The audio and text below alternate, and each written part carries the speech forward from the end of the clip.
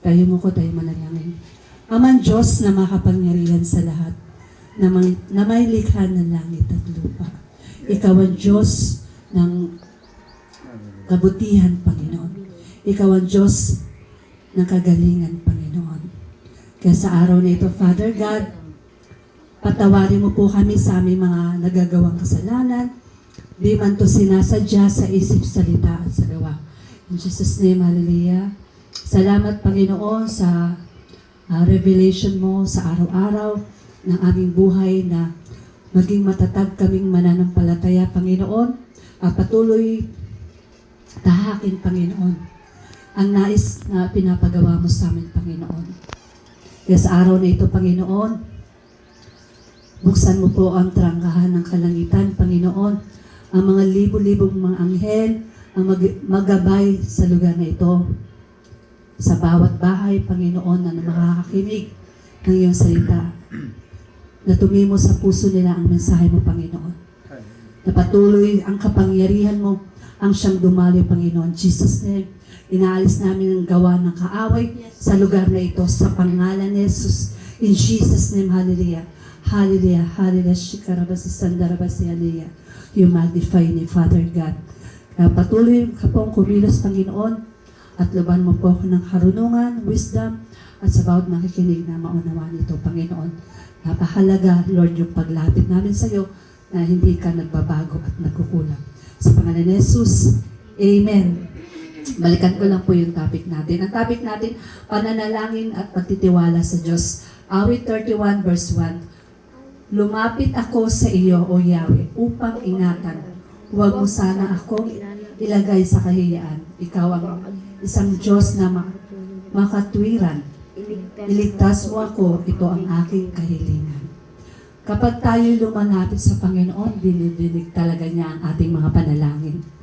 Kala lang natin, hindi natin naririnig ang Panginoon, pero nakikita niya tayo. Sa bawat kilos natin, nalalaman ng Diyos. Dahil kapag lumapit ka sa Kanya, lahat ng mga panalangin mo sa Kanya ay naririnig ng Panginoon. Ganun niya tayo kamahal, hindi bingi ang Panginoon. Lahat ng ating mga panalangin, tinutugon niya. Sa bawat panalangin na nandyan ng Panginoon. Una-una, number 1, ang Diyos ay hindi nagpapabaya sa Kanyang mga pangako. Ang Diyos ay hindi nagpapabaya. Pagtitiwala sa Diyos. Sabi nga dito sa Jeremiah 32 verse 27, Ako si Yahweh ang Diyos ng lahat ng tao, walang bagay na mahirap para sa akin. Walang bagay na mahirap para sa Diyos kung tayo talagang lalapit sa Kanya. Kaya napahalaga po ang pananalangin. Huwag po natin babaliwalain ang pananalangin sa araw-araw na ating buhay. Gaano man tayo kabisi, sabi nga ni Pinky na nagbabasa ng Bible. Yung po yung pangkain spiritual natin na relasyon sa Diyos. Pangkain spiritual na tayo lumakas. Dumating man tayo manghina, pero kapag sa Diyos tayo lumalapit, nandyan ang Panginoon. Hindi niya tayo pababayaan. Ano mang hinihiling natin sa Diyos. Yun na po, nananalangin po ako. Sabi ko, Lord, tulungan mo ako sa mga bagay na nararanasan ko. Kasi lahat po tayo nakaharanas ng pagsubok sa mundo na ito. Kumbaga, ang Diyos ang lalaban sa atin. Manampalataya lang tayo, kumapit tayo sa Panginoon. Dumarating man tayo sa pagsubok, kapatid, tumawag ka sa Diyos. Dahil ang Diyos ora mismo nandyan siya at hindi siya nagpapabaya sa atin. Kapag nanghihina ka na sa pananalangin, i-remind ng Panginoon. Kapag nawawala ka na sa Panginoon, hindi ka na nakapabahagi ng salita ng Panginoon, ilalagay niya pa rin sa isip. Kasi yung Holy Spirit na tinanggap natin, kung talagang tinanggap natin yung Holy Spirit, magre-remind siya sa atin. Ipapaalala niya lahat. Andito ko, anak. Tayo lang minsan ay nawawala sa Panginoon. Tayo lang minsan nakakalimutan na natin na lumapit sa Panginoon. Dapat kahit wala tayong kailangan sa Panginoon o ano natin, yung ilapit na sa Kanya, Huwag ka lang lalapit, hingi ka ng hingi, pero hindi ka talaga, yung relation mo sa Panginoon, napakalaga po yan, paglapit natin sa Panginoon. Kaya ibibigay niya, ano mang nawala sa'yo, ibabalik ng Diyos yan. Manghina ka man, ibibigay niya pa rin yung lakas sa'yo ng Panginoon. Lahat ng lakas ng meron tayo ay galing sa Diyos.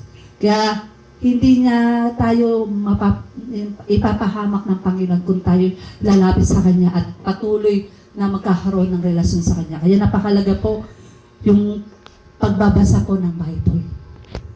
Kasi doon po tayo lumalakas eh. Bawat pagbabasa natin ng Bible, merong revelation ng Panginoon sa atin. Kala mo lang, ito yung sa araw na ito, revelation.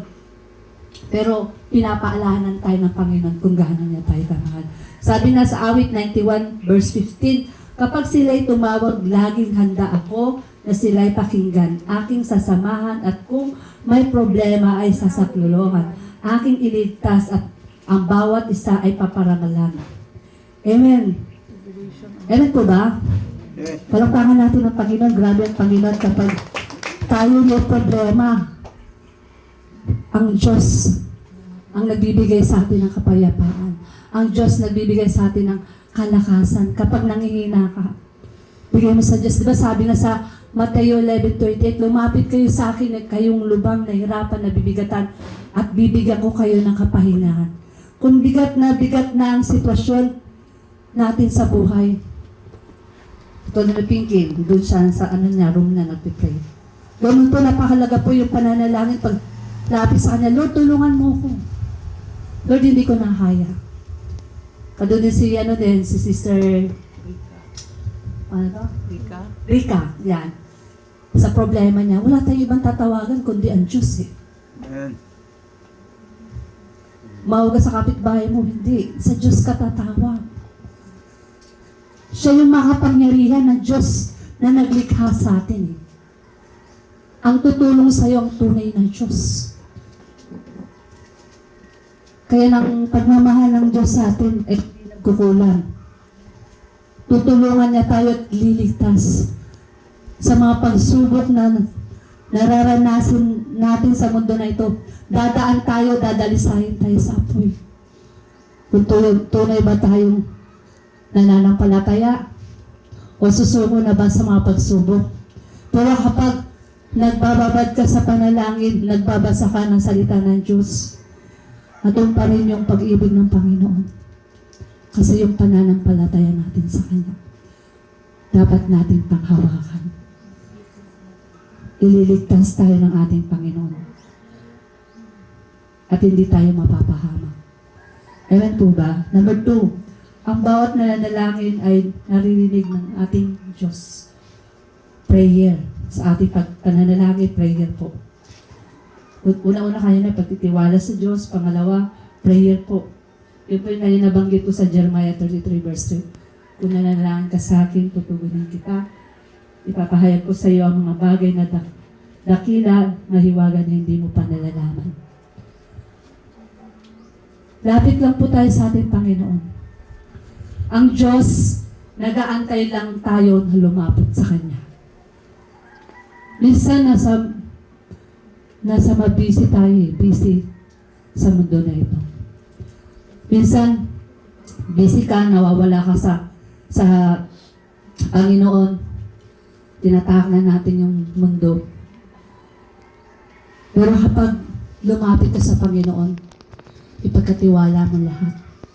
Pagkatiwala mo sa Kanya sa pamamagitan ng pananalangin. Dahil ang pananalangin is powerful. Makapangyarihan ang pananalangin. Kala mo lang hindi nadidinig ng Diyos ang panalangin, pero dinidinig niya. Hindi bingi ang Diyos. Kaya napakabuti at tapat ng ating Panginoon na lagi po tayong manalangin. Yan po yung pinapaalahanan niya bago ka matulog, pagising mo. Lord, salamat. Kasi iba, namatay na. Swerte tayong buhay. Tayo. O dito ibibigay na natin sa Panginoon yung paglapis sa Kanya. Kaya mas mabuti buhay pa tayo, kilalanin natin ang Panginoon. magkaroon na tayo sa Kanya ng relasyon. Amen. Kasi pansamantala lang yung mundo dito. Lahat po tayo haharap sa Diyos. Kaya napakabuti na tayo'y nakakalakad pa, nakakakita pa. Ang Diyos ay napakadakila. Lagi niyang pinapaalala sa atin na, anak, balik ka na sa akin. Yan ang pinalo sa akin ng Diyos. Etong ano lang to, sa Sabado. Sabi na rin, dito naman sa 3, mahal tayo ng ating Panginoon. Dahil sa kasalanan sa Romans 5:8. Ngunit pinatunayan ng Diyos ang kanyang pag-ibig sa atin na mamatay si Kristo para sa atin nung tayo makasalanan po. Kahit hindi tayo kaibig-ibig minahal ng Diyos. Kahit anumang nagawa natin kasalanan. Pero pinapaalala ng Panginoon, anak, mahal kita. Kasi ang Diyos ang unang umibig sa atin. Di niya tinitingnan kung anumang kaharimuhan mo. Di niya tinitingnan kung ano yung nangyari sa buhay mo. Mas tinitingnan ng Diyos yung tayong lumalapit sa Kanya ng buong puso at pagtitiwala sa Kanya. Bigay mo lahat sa Kanya at pagkatiwala mo sa Diyos. Sabi niya rin sa John 3:16, sapagkat gayon na lamang pag-ibig ng Diyos sa sanlibutan.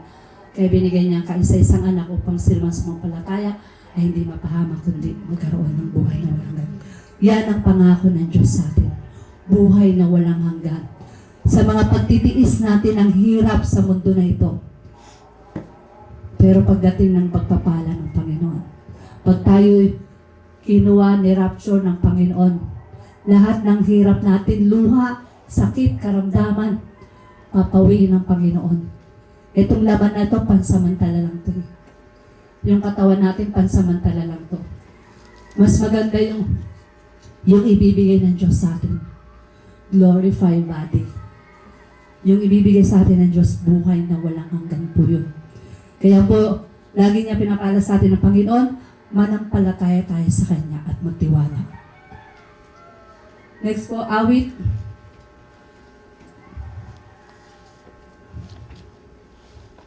(37) verse 4 po. Awit po. Verse 4. Awit 37 verse 4. Kayawi mo hanapin ang kaligayahan at ang pangarap mo iyong makamtan. Amen. Sa Diyos lang natin. Kayawi lang natin makakamtan ng kaligayahan. Wala sa iba. Wala sa love mo. Pansamantala lang kasi dito eh. Yung kaligayahan dito sa mundo. Pero kay Yahweh, buhay na walang hanggan. Yung pinagkaloob ng Diyos. Sa Kanya lang natin makakamtan yung tunay na pag-ibig. Yung tunay na hindi nangiiwan. Kasi lahat tayo iiwan sa mundo na ito. Iiwan tayo ng mahal natin sa buhay. Kasi wala. Diba? Meron, di ba po, iiwan ka na ng mahal mo sa buhay, pero si God yung tunay na nagmamahal. Praise God! Eh, ito, palpakan natin, Panginoon. Siya yung tunay na nagmamahal sa atin. Kaya, huwag natin iwan ng Panginoon. Magbabad tayo sa pananalangin at pagbabasa ng Bible.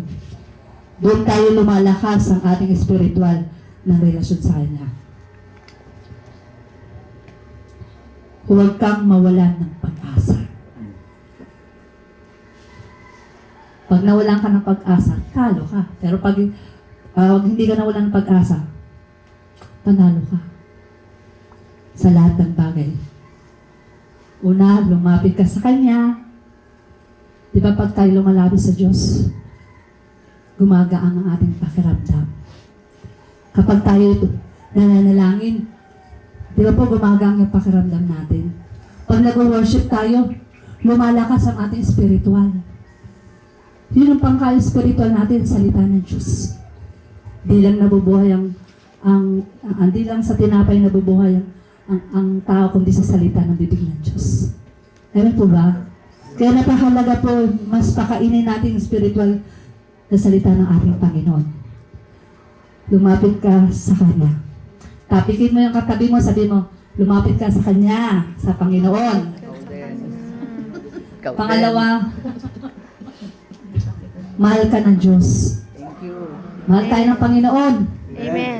Kahit ano man ang nagagawa natin kasalanan sa Panginoon, Amen. hindi niya tinitingnan yon. Kasi mahal tayo ng Panginoon. Hindi niya tinitingnan kung ano yung nakaraan mo. Mas tinitingnan niya yung lumalapit ka sa Kanya. Amen. At nagkakaroon at nagtitiwala sa Panginoon. Ganun po ba palakpakan natin ang Diyos?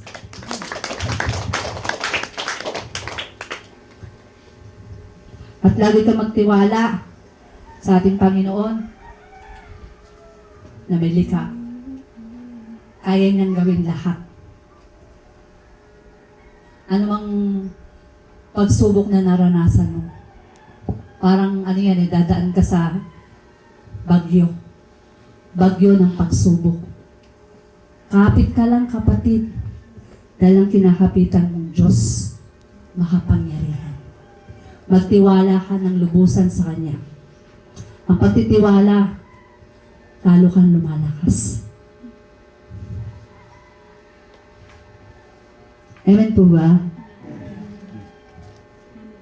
Next po, lahat ng oras natin iiukol natin sa Panginoon. Bigay natin sa Kanya. Habang tayo nabubuhay, bigay natin sa Kanyang best. Kaya huwag po tayong sumuko sa mga pagsubok. Kapit ka lang sa Panginoon at magtiwala. The more ka nagtitiwala sa Panginoon, the more ka lumalago sa Panginoon. Meron po ba? Kasi kung meron tayong pananampalataya, hindi niya hayaan na tayo mapahamak. Dumaan man tayo sa pagsubok, pero nandyan pa rin ang Panginoon. Hindi nagkukulang ang ating Diyos. Tayo lang minsan nagkukulang, lumalayo sa Diyos. Hindi na natin siyang inuuna. Kaya minsan ang Panginoon kasi manibupo, siloso ang Panginoon. Ang gusto ng Diyos, pagkagising pa lang natin, nananalangin na tayo sa Kanya. Ang gusto ng Diyos, huwag mo muna hawakan ng cellphone mo pagkagising mo. Sino mahawak dito ng cellphone pagkagising pa lang? Ako tinitignan ko ano oras. Oras lang, oras. Bible muna. Ang paggising ko, pinapahawak ako. Si Angel yan, madalas ko sinasabi si Angel, hoy, sabi ko sa kanya, bago kang mawak ang cellphone, Bible muna. Manalangin ka at magbasa ng Bible. Lagi kong pinapariman sa kanya yan. Ang conclusion ko, awit 91, verse 15 po. Kapag sila'y tumawag, Awit 91. ay, Awit 91. yun yung kanina. 9. Kapag sila'y tumawag, laging handa ako sila'y pakinggan, aking sasamahan kung may problema, ay susukluhan. Aking ililigtas ang bawat isa ay parangalan. Amen. Kapag tayo lumapit sa Diyos, tutulungan tayo ng Panginoon. Anumang pagsubok, bagyo na dumating sa buhay mo, ang Diyos, oro mismo nandyan. Pag dito yung cellphone, diba kapag ang cellphone may load, matatawagan mo. Pero si God, kahit wala kang load, tawag ka lang sa langit, Panginoon, Lord! Unlimited. Unlimited pa. Oro mismo nandyan ang Panginoon. Hindi mo na kailangan ng load. No Lord! expiration. Ang tatawagin mo, Lord! Hindi load. Lord! Lord, tulungan mo ako. Wala po tayong ibang tatawagin kundi ang Lord. Kaya pag wala kayong load, sabihin mo, Lord! Tulungan mo ako. Lord, lumapit tayo sa Panginoon. Kaya dinariman sa akin ng Panginoon na napakahalaga yung pananalangin. Bago tayo kumilos sa pagising natin, Bible yung hawak. Ito po, naipon na, nakatatlo na ako ng ganito. Sa madaling araw pa lang, Tapos nagpipray na po ako na nalangin. Kasi yan ang revelation ng Panginoon yung sa bawat umaga. Yan po yung tinatapik ko sa online preaching ko po. Yun po yung pinapaalala ng Panginoon na nandyan siya para sa atin. Ang nais ng Panginoon na tayo'y lumapit sa Kanya. Huwag natin tahakin yung sobrang okay lang mag-cellphone ka. Pero kung laging cellphone yung hawak mo, iba na yan. At akin na ng kaaway yan na laging hawak mo yung cellphone mo, hindi na yung hawak yung Bible. Kayo po ba may mga Bible sa bahay niyo? Ayan po ba? Sino walang Bible, bigyan ni Pastora. Marami ako doon. Sino walang Bible? O dapat basahin niyo, may mga Bible pala kayo eh. Kaya napakalaga po yung pagbabasa ng Bible po. At hingi tayo ng karunungan sa ating Panginoon. Kaya hindi niya tayo pababayaan ng Panginoon. Anumang pagsubok na nararanasan natin, ang Diyos tapat na tumawag sa atin. Hindi niya hayaan na tayo mapahamak. Dumaan man tayo sa pagsubok, ang Diyos nariyan. Di ba po si Pedro na pinalapit siya ng Panginoon? Pinalakad siya sa dagat. Ano siya. Pero na-doubt siya eh. Kasama niya na yung Panginoon, na-doubt pa rin siya. Lumubog pa rin siya. Yung pananampalataya niya kulang pa sa Panginoon.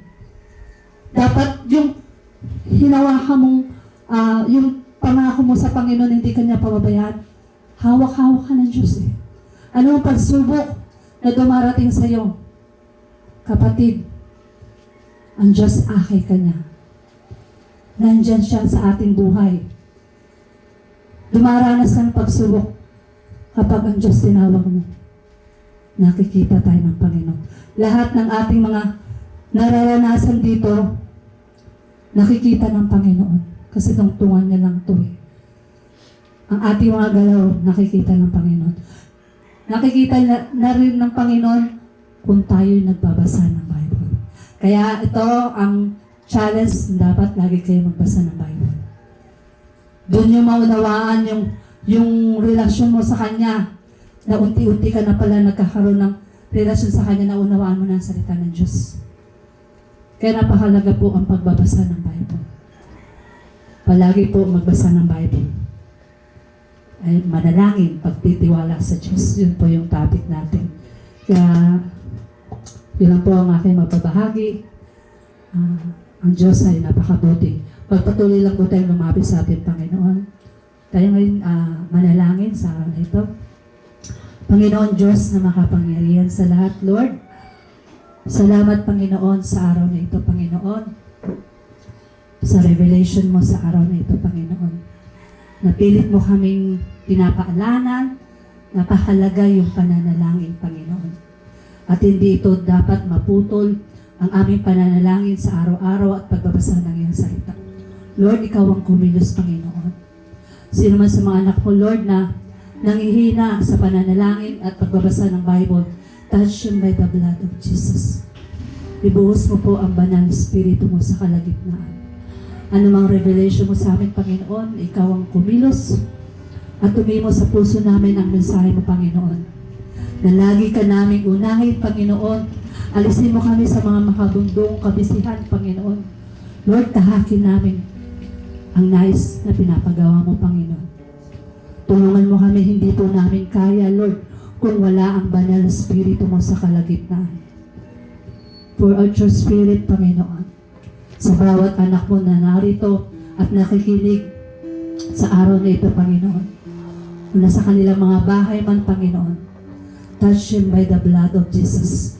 Kapangyarihan mo na, Lord, ang siyang dumali, Panginoon. Pilit mong minamahal at inaabot ang iyong mga anak. Dahil mahal mo kami, Panginoon. Kaya salamat sa walang hanggang pag-ibig mo sa amin, Panginoon. Sa cross ng Kalbaryo, Panginoon. Napilit mo kami minamahal, Panginoon. Kahit kami nakakagawa ng kasalanan sa iyong harapan, pero Father God, nandyan ka pa rin, Panginoon. Hindi mo tinitignan ang karumihan ng bawat isa, Panginoon. Kaya sa araw na ito, Lord, ikaw na po ang kumilos, Panginoon. Anumang revelation mo sa bawat isa, Panginoon, na ikaw ang mangusap, Panginoon. Salamat, Lord, sa araw na ito. Anumang nawalang lakas sa akin, Panginoon, muli mo itong ibalik, Panginoon. Sa pangalan ni Jesus. In Jesus' name, Amen. Thank you po sa Diyos po ang lahat ng kapurihan.